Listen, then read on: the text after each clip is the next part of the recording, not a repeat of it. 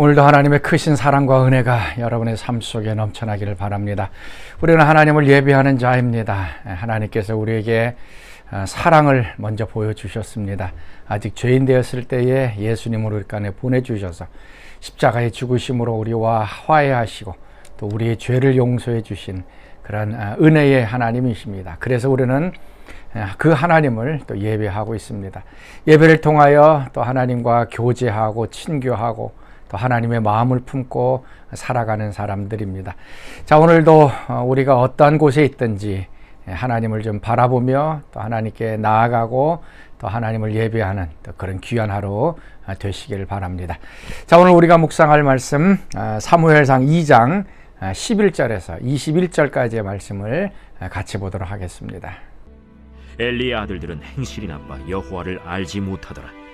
그 제사장들이 백성에게 행하는 관습은 이러하니 곧 어떤 사람이 제사를 드리고 그 고기를 삶을 때 제사장의 사환이 손에 3살 갈고리를 가지고 와서 그것으로 냄비에나 솥에나 큰 솥에나 가마에 찔러 넣어 갈고리에 걸려 나오는 것은 제사장이 자기 것으로 가지되 실로에서 그곳에 온 모든 이스라엘 사람에게 이같이 할 뿐 아니라 기름을 태우기 전에도 제사장의 사환이 와서 제사 드리는 사람에게 이르기를 제사장에게 구워드릴 고기를 내라. 그가 내게 삶은 고기를 원하지 아니하고 날 것을 원하신다. 그 사람이 이르기를 반드시 먼저 기름을 태운 후에 내 마음에 원하는 대로 가지라. 아니라 지금 내게 내라. 그렇지 아니하면 내가 억지로 빼앗으리라 하였으니 이 소년들의 죄가 여호와 앞에 심히 크면 그들이 여호와의 제사를 멸시함이었더라. 사무엘은 어렸을 때 세마포 에봇을 입고 여호와 앞에서 섬겼더라. 그의 어머니가 매년 드리는 제사를 드리러 그의 남편과 함께 올라갈 때마다 작은 겉옷을 지어다가 그에게 주었더니 엘리가 엘가나와 그의 아내에게 축복하여 이르되 여호와께서 이 여인으로 말미암아 내게 다른 후사를 주사 네가 여호와께 간구하여 얻어바친 아들을 대신하게 하시기를 원하노라 하였더니 그들이 자기 집으로 돌아가매 여호와께서 한나를 돌보시사 그로 하여금 임신하여 세 아들과 2 딸을 낳게 하셨고 아이 사무엘은 여호와 앞에서 자라니라. 우리가 신앙생활을 하면서 좀 유의해야 할 것이 있습니다. 그것은 다른 게 아니라 우리 신앙에 타락하는 것입니다. 우리 종교의 타락이라고도 할 수가 있습니다. 처음에는 진실함으로 신앙생활을 시작합니다. 구원받은 건 너무나도 귀하고 또 예수님 이름만 들어도 눈물 나고 가슴 속에 하나님으로 가득 채워져 있는, 그래서 진실함이 우리 가운데 자리 잡습니다. 그런데 시간이 지나면서 어느 순간 우리 가운데 이제 형식적인 것이 남아 있습니다. 진실된 것은 어느 순간 다 없어져 버리고 외면적인, 외형적인, 형식적인 것만 남아 있습니다. 그리고 여기에서 더 나아가면 이제 하나님보다 나에게 관심이 있어서 나의 유익, 나의 축복, 또 나에게 돌아올 것들, 이런 것들만 바라보면서 신앙생활을 하게 되어집니다. 바로 탐심이 신앙생활에 들어올 때 우리의 생활은 이제 타락하기 시작을 합니다. 오늘 본문 말씀 보면 엘리의 아들이 행했던 이런 모습들을 보게 됩니다. 오늘 이 말씀을 좀 보면서 좀 우리 가운데 좀 진실함들이 다시 한번 회복될 수 있기를 바라고, 외형적이고 또 자기 탐심적인 것들이 있다면 좀 회개하면서 또 하나님 앞에 나아갈 수 있기를 바랍니다. 자, 12절 말씀입니다. 엘리의 아들들은 행실이 나빠 여호와를 알지 못하더라. 자, 엘리 제사장의 그 아들들, 그래서 아마 제사장으로 사역을 했습니다. 그래서 엘리의 아들들이라고 얘기를 합니다.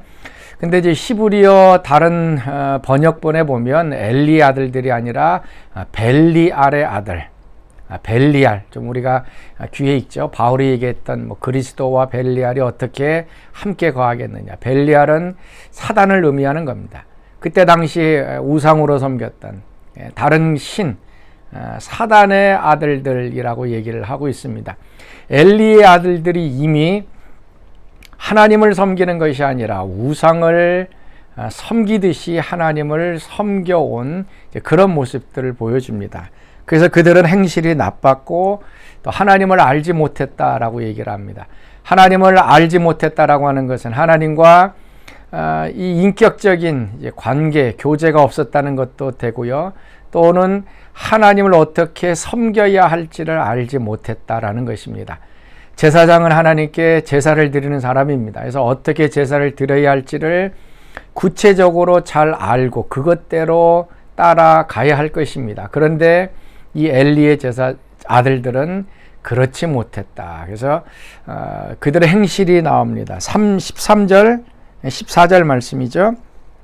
그 제사장들이 백성에게 행하는 관습은 이러하니 곧 어떤 사람이 제사를 드리고 그 고기를 삶을 때에 제사장의 사환이 손에 새 갈고리를 가지고 와서 그것으로 냄비에나 솥에나 큰 솥에나 가마에 찔러 넣어 갈고리에 걸려 나오는 것은 제사장이 자기 것으로 가지되 실로에서 그것에 온 모든 이스라엘 사람에게 이같이 할 뿐 아니라. 여기서 보면 그 레위기에 보면 제사가 나옵니다. 제사를 드릴 때 가장 먼저 나오는 것이 이제 번제죠. 이제 번제는 전체 제물을 다 불로 태우는 것입니다. 그래서 남는 것이 하나도 없이 전체 제물을 태우는 것. 이거는 이제 우리의 삶 전체를 이제 하나님께 바치는 것입니다. 번제는 모든 것을 태워버리지만 그 나머지 제사들은 하나님께 태워드릴 것이 있고 나머지는 제사장의 몫으로 이렇게 정해져 있습니다. 특별히 화목제 같은 경우는 이제 감사제라고 해서 하나님의 받은 은혜를 감사하고 또 서원제, 그러니까 서원했던 것을 들어주셔서 감사하는 이 서원제 같은 경우는 제사를 드리고 나서 제사장들과 또 예배 제사 드렸던 사람들 또 이웃들과 함께 그 음식을 이제 나눠 먹게 되어집니다. 속죄제와 속건제도 마찬가지로 제사를 드리고 나서는 나머지 부분들은 제사장에게 돌려지는 것입니다. 그러니까 좀 그 레위기에 나와 있는 것처럼 기름이나 아니면 뭐 내장 부분들을 하나님께 불태우고 나머지 것들은 제사장의 몫으로 되어져 있습니다. 소제도 마찬가지. 곡식으로 가져왔던 제사도 조금 한 움큼 정도는 하나님께 이제 화제로 올려드리고 나머지 그 곡식들은 제사장들의 몫입니다. 그러니까 제사장들은 그 땅을 분배받지 못했기 때문에 백성들이 제사 드리는 것을 통해서 생활을 하게 되어 있습니다. 그래서 제사 드리는 나머지 부분들은 다 제사장의 몫으로 정해져 있습니다. 근데 오늘 말씀이 13절, 14절 말씀 보면 이제 고기를 삶는다라고 얘기를 합니다. 고기를 삶는 거는 레위기에는 나오질 않습니다. 그 안수하고 각을 뜨고 그다음에 나머지 그것들을 이제 불태워 버리고 나머지 고기들은 제사장의 몫으로 정해져 있게 되어 있습니다. 그런데 오늘 13절, 14절에 보니까 이미 아마 제사장에게 돌려져서 그것을 음식으로 만들기 위하여 이렇게 삶는 것 같기도 하고, 그래서 제사장에 돌아올 것을 이제 억지로 빼앗는 듯한 그런 느낌을 받습니다. 자, 15절 말씀도 기름을 태우기 전에도 제사장의 사환이 와서 제사 드리는 사람에게 이르기를 제사장의 구워드릴 고기를 내라. 내가 내게 삶은 고기를 원하지 않고 날 것을 원하신다 하다가 그 사람이 이르기를 반드시 먼저 기름을 태운 후에 내 마음에 원하는 대로 가지라 하면 그가 말하기를 아니라 지금 내게 내라. 그렇지 아니하면 내가 억지로 빼앗으리라 하였으니. 제사를 드릴 때 기름 가장 귀한 것으로 생각해서 그것을 하나님께 태워버렸습니다. 그리고 나머지 것은 제사장의 몫으로 날 것으로 주어집니다.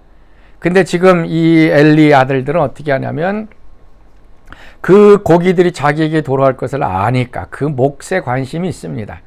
그래서 기름을 태워버리는, 제사를 먼저 드리고 나서 나머지 것을 자기가 가져야 되는데 하나님 앞에 기름을 태워버리고 제사하는 것은 관심이 없습니다. 그냥 자기에게 돌아올 것들만 관심이 있게 되어졌다. 그래서 17절 말씀 보면 여호와의 제사를 멸시했다라고 이야기하고 있습니다. 엘리 아들들의 관심은 그러니까 하나님께 제사 드리는 것 관심이 없습니다. 자기에게 돌아올 것, 마땅히 자기에게 다 돌아올 것입니다. 그런데 너무나도 성급하고 급하고 자기 목만 챙기기에 급급해서 하나님을 제대로 제사하지 못하고 예배하지 못하는 그런 모습들을 보여주고 있습니다. 탐심이 우리 가운데 들어오기 시작하면 하나님 예배하는 데에 부패와 타락이 있게 되어집니다. 오늘 우리도 마찬가지입니다. 하나님을 예배하고 또 섬길 때에 초점이 하나님께 감사와 찬양이 아니라 하나님께 예배드림으로 인해서 나에게 돌아올 것, 축복이나 기도 응답이나 여러 가지 성령의 은사나 이런 것들에 관심을 갖게 되어지면 이미 우리는 타락한 것입니다. 이미 그것은 우리의 것입니다. 하나님께서 우리에게 주시려고 했던 것입니다. 그걸 우리가 탐심을 내서 행할 것이 아니라 하나님께 초점을 맞춰서 진실함으로 나아가면 당연히 우리 가운데로 그것이 돌아올 것입니다. 자, 오늘 우리 가운데 하나님을 섬기는 진실함이 좀 회복될 수 있기를 바랍니다. 그리고 이 탐심, 자신의 유익을 구하려고 하는 이 마음들을 좀 내려놓고 하나님의 제사를 멸시하지 않고 하나님의 제사를 다시 한번 존중하며 신령과 진정으로 또 하나님께 나아가는 귀한 여러분들 될 수 있기를 바랍니다. 자, 우리 같이 기도하겠습니다. 하나님 참으로 감사합니다. 오늘도 우리의 신앙이 믿음이 부패하고 타락하지 않도록 붙잡아 주옵소서. 진실함을 잃어버리지 않게 하여 주옵소서. 탐심이 자리 잡지 않게 하여 주옵소서. 자신의 유익과 축복만을 구하지 않도록 인도하여 주옵소서. 오로지 하나님 한 분께 감사하며 구원해 주신 것, 또 우리의 삶에 함께 하신 것을 찬양하며 예배하는 저희들의 삶이 되게 하여 주옵소서. 이제는 우리 주 예수 그리스도의 은혜와 하나님의 그 크신 사랑하심과 성령의 교통과 기름 부으심이 사랑하는 성도들 가운데 늘 항상 함께 하시기를 간절히 축원하옵나이다. 아멘.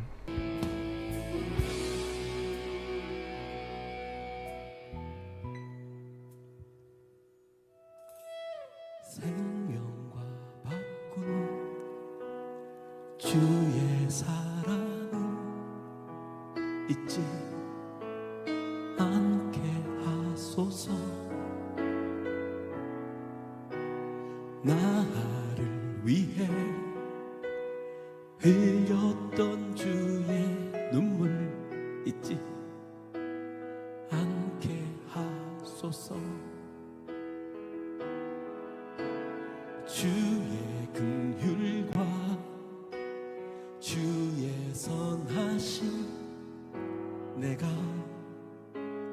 묵상하오니 내 영혼 위에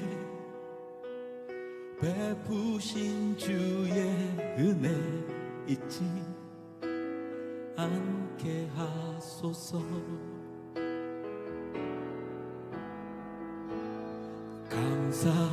감사합니다 주님, 고맙습니다. 그 사랑 때문에, 그 눈물 때문에 주 앞에서 예배합니다. 우리 같이 고백할까요? 같이 할게요. 생명과 바쁜 주의 사랑은 잊지 않게 하소서. 나를 위해 흘렸던 주의 눈물 잊지 않게 하소서. 주의 긍휼과 주의 긍휼과 주의 선하심 내가 묵상하오니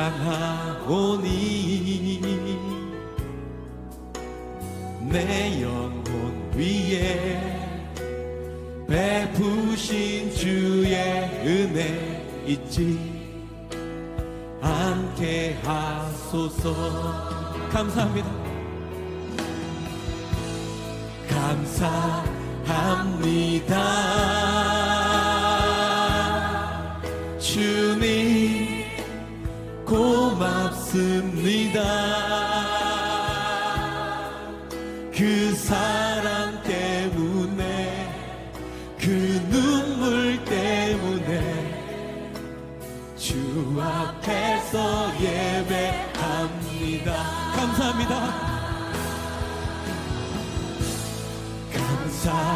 감사합니다.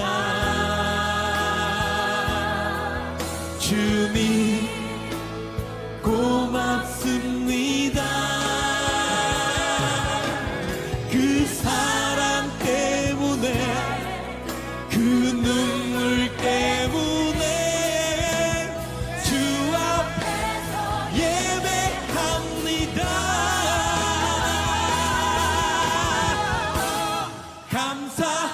감사합니다. 주님 고맙습니다. 그 사랑 때문에 그 눈물 때문에 주 앞에 예배합니다. 감사합니다. 감사합니다. 주님 고맙습니다.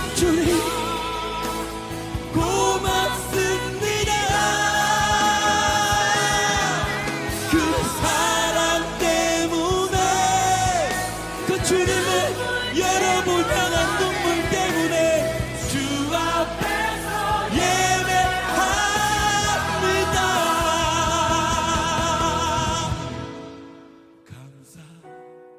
감사합니다.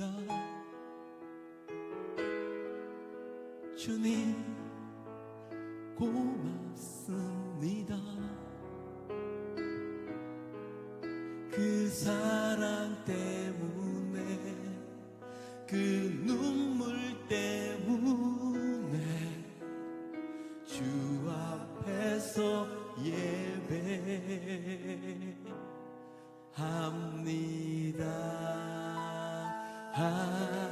우리 주님께요. 할렐루야! 주님 고맙습니다.